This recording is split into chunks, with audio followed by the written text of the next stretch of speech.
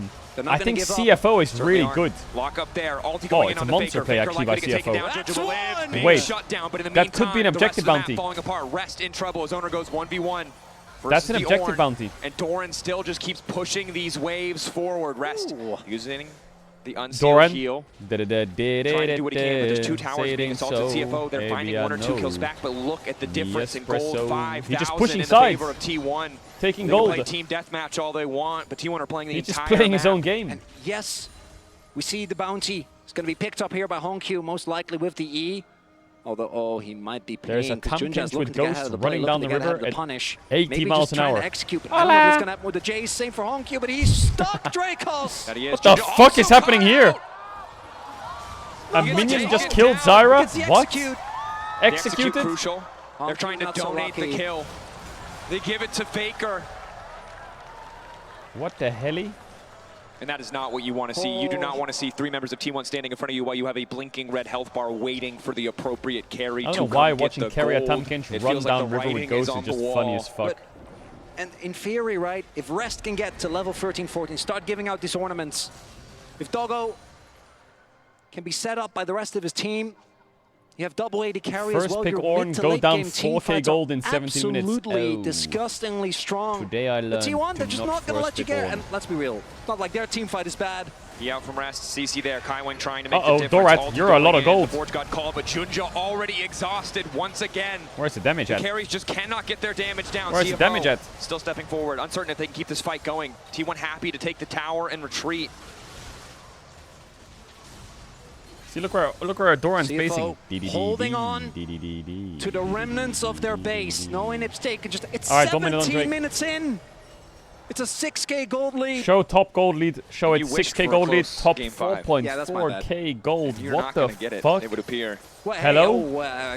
never Don't say wanna jinx never. it. Never say never. Hello? No. Everyone else I'm is a like glass half 600, full 700 kind of up. guy. Glass half full. We do need some lot of shenanigans. things. I don't know what it is about this Something needs to graphic, but it's happen. really Some, underwhelming.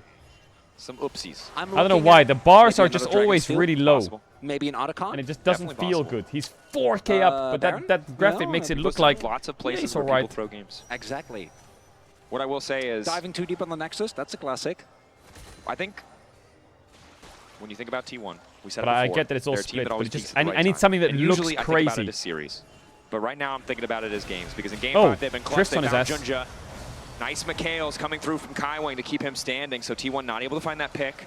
No reset. But they do get some major cooldowns. Like Faker's maybe they waiting should in use the it to brush. compare to Ward of the Driver or wall some too. shit. That would go All hard. there, Owner still stepping There's 4 forward. men. They're Carrier 5 ready to men. back him up if he needs Faker. to. Shockwave only connecting onto Rest, not the ideal target, but Faker just, and the rest Dorat. of T1 just don't want to let them Ew. back into their own jungle. Faker. Trying to keep the pressure on, but it's Hongq. Not afraid to step forward. Shielding. Carrier was still in the area as well. We still are Rocket, still a missing heal, still skill a shots Devour. today.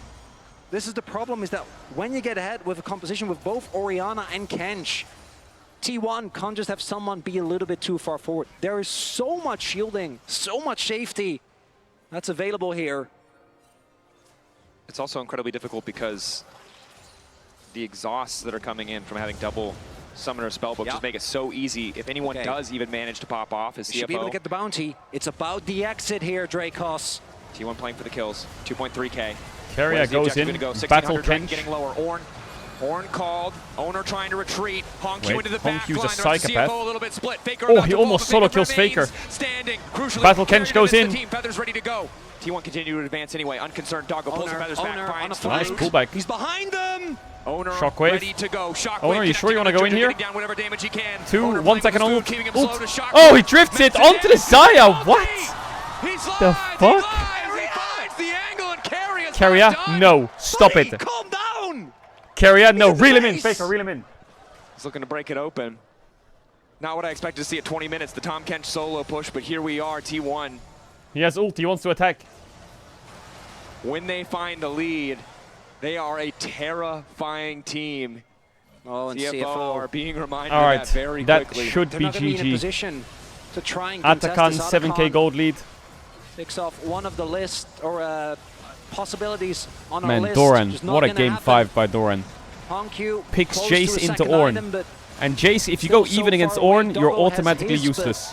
But he's confident, and he goes 5k up on him. Xayah, when you're And playing 3 into levels. Orianna, when you're playing into Jinx, Just character has completely annihilated very him. limited effective range. As Aguma now sitting on his IE. Faker's just going Death Gap second. He's locked in. He knows they have the damage advantage. If he gets a good ulti off, it does not matter if he dies. They will wipe the fight. Doran. Opportunity? He's 5,000 gold ahead individually. We haven't talked about him in a bit. He could just give money to any one of his teams and they'd all be an item ahead of their opposition. Crazy. Your 4 dank for you. Absolutely insane. Thank you so much. More tournaments don't balance this out. They're like 1,000 gold worth of stats. W Euler, thank you for 50. He's also level 12. There's no ornaments. Much There's love, there. my I don't know cuz. where he goes to farm. He's another support. Oh. And Doran on the Jace. Oh. Poignancy of the moment. Holy shit, Not lost, Doran. I think, on any T1 fan. Opportunity now ready. Started with his early solo kill. Bolstered by help from Owner. Did someone just say if Doran plays Ornn, he gives him just desperately Dornaments? holding Bro, on. can you fucking shut up? Only What the fuck game is a and a half Dornament? ago, it seemed like they were on the verge of doing something that had not been done in 13 okay? years. Now it's feeling very far away as T1, again, 3 items sometimes at they 22 misstep. minutes. Mama. When it matters, they always seem to show up. You can see Death Cap completed for Faker, double items for Guma. Just bits and pieces for Honkyu. Doggo at least has 2 items of his own, but again, the range. We don't even know how they walk up into this team. Even without the Tahm Kench, these fights would be hard as Doggo loses so much of his HP.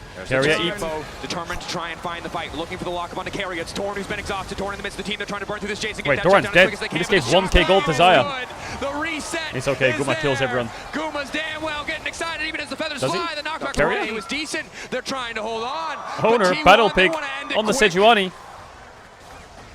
They just don't have the money.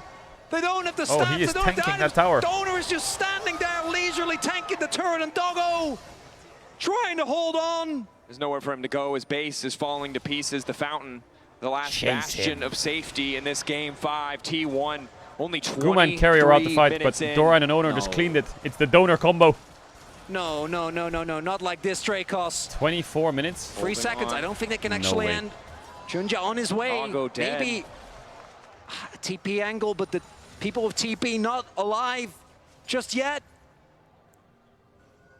T1 really is that like meme, that dog meme where At the this stage dog's of the like game, 10,000 gold failing for to walk, T1. and then all of a sudden it just stands up It would straight. take a miracle for CFO It's like, to oh no, find we're a way losing. We back could in. fall to the lower bracket. We're on T1 match. will Oh, give them never the mind. We're just gonna respect stomp them. To play it safe, to play it smart.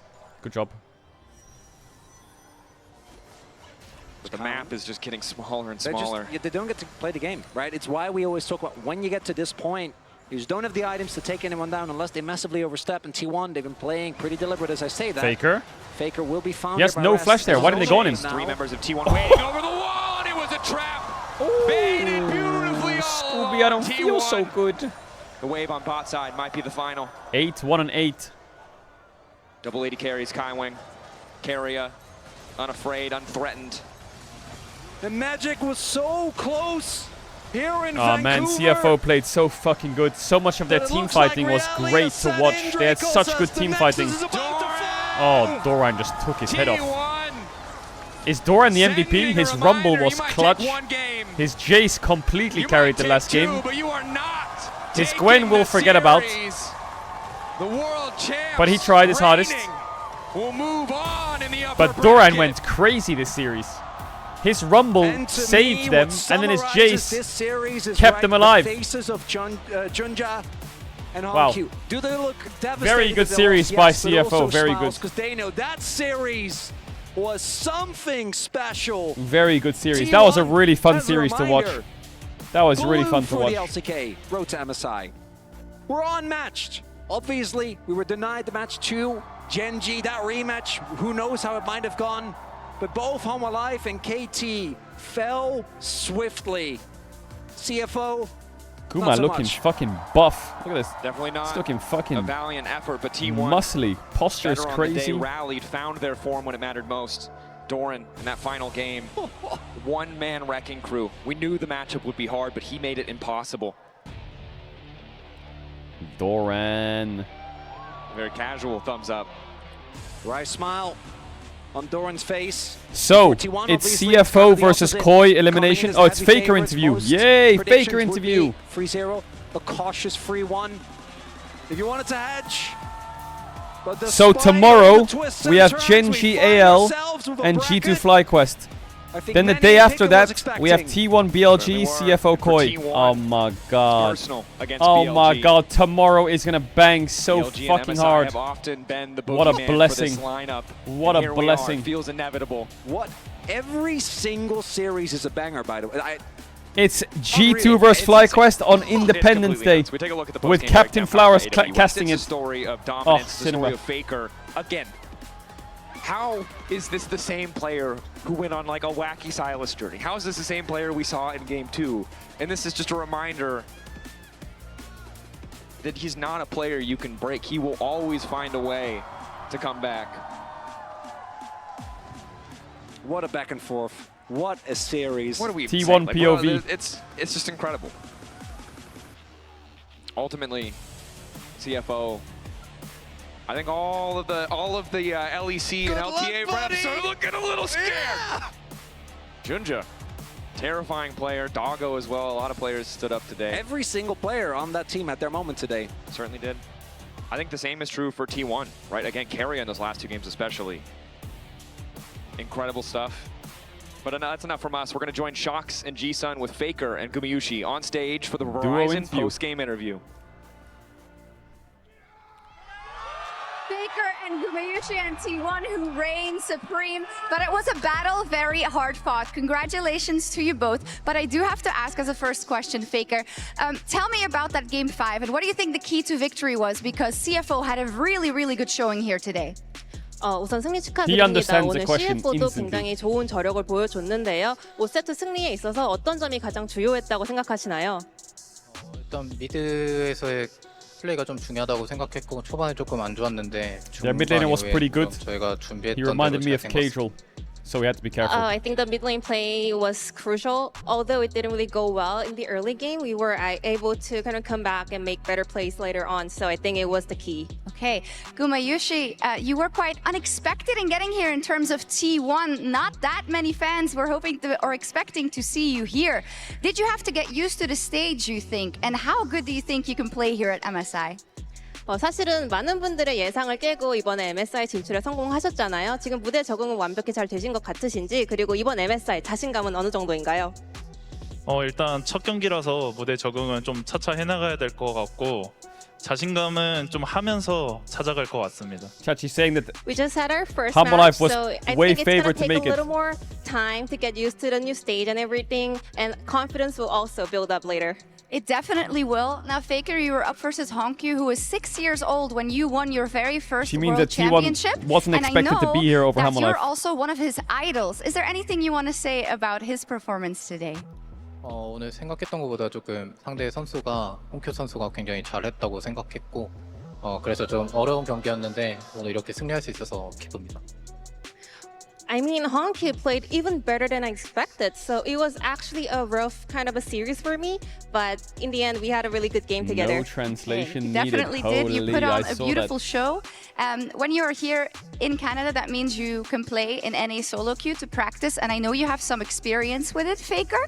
How would you feel NA solo queue is currently to make sure that you get good practice in? 또 북미를 오신 만큼, 캐나다에 오신 만큼 북미 서버 솔랭을 하시면서 연습을 하실 것 같은데 이미 몇 차례 해보신 경험이 있지만 연습에 얼마나 도움이 되는지 한번 알려주시면 좋을 것 같습니다. Bro. 저는 항상 솔로 랭크는 도움이 He's gonna 된다고 say 생각하고 NA solo queue is great, 비록 and I 좀 love 핑이 it here. 높기는 해도 But the ping is 그래도 high. 되게 재밌게 하고 있고 또 And I'll NA translate what that means. It means it's fucking 플레이어들이 shit. I hate it. Get me out. 채팅이 많더라고요. 그래서 보는 재미가 있습니다. Well, any kind of solo queue game is a good practice. Well, although the ping is a little higher, but still, it's helping a lot. And also, one thing that's really fun about the NA solo queue is that they chat a lot, and I'm having a lot of fun reading all the chats and having interactions. He sees all of it. Amazing. The wolves are a little dangerous, though. Gumayushi, even here in Canada, there are so many fans of yourself, of T1, of course. Is there anything you'd like to say to everyone here and the people at home, of course, supporting T1? 여기 캐나다 현장에도 정말 구마유시 팬분들 그리고 T1 팬분들이 많고 열렬한 응원을 보내주고 계십니다. 현장에 계신 분들 그리고 온라인에서 또 시청하면서 응원해주시는 모든 분들을 위해서 한마디 부탁드립니다. 일단은 좀 아시아 쪽 시간으로는 되게 이른 시간이라고 알고 있는데 이른 시간에 일어나서 저희 응원해 주시는 모든 팬분들에게 너무 감사드리고 또 현지에 찾아주신 분들이랑 또 현지 팬분들 모두에게 너무 감사드리고 MSI 꼭 열심히 해서 좋은 성적 있도록 하겠습니다.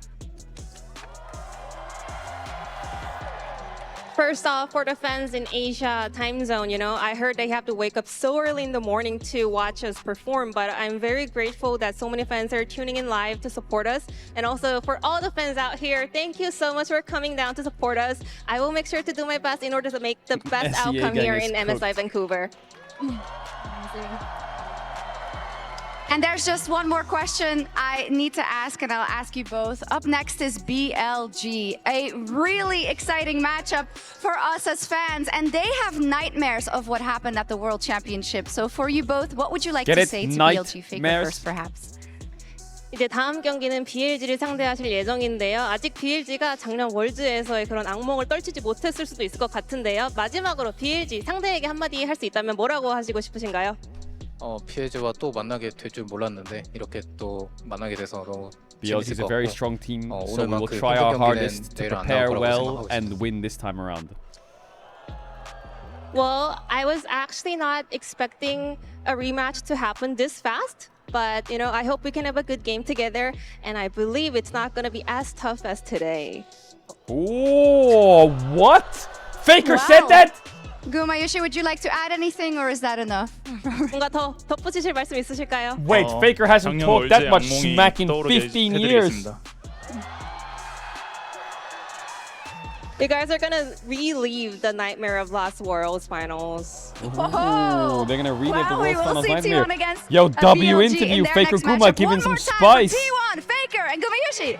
NA solo queue writers, you're doing great. You're bringing out the demons in them. Keep typing in solo queue, you're doing great. Thank you so much. Keep typing in solo queue, you're bringing out the spice. WNA solo queue players, W yappers. They're becoming toxic. Keep it up, keep it up. We're breaking through the PR wall. Keep fucking keep it up, solo queue players. It's funny, they're like mixing it a little like a respect. Alright chat, it's fucking late at night. It's time to go. It's time to go. Because tomorrow we go again. We got AL versus Gen G, and we got FlyQuest versus G2. If you're new here, drop a follow. Thank you all for coming out for the co-stream. It's been some great games. It's the sun's coming up again. This sleep schedule's driving me crazy. But I'm having such a fucking good time with these games. What a great tournament so far. All right. W's in the chat. I'll see you guys tomorrow. The games start at 8 p.m. 9 p.m. CEST. Wherever you are in the world, take care, sleep well, stay safe. Shout out to the lurkers, bit of gifts, shout out subbers, donors, resubbers. I'll see you tomorrow. Much love. Thank you all for coming out. You guys make this so special. Thanks for hanging out and giving me some fun and enjoying the games with me. See you tomorrow. Bye. Bye. Bye. Bye.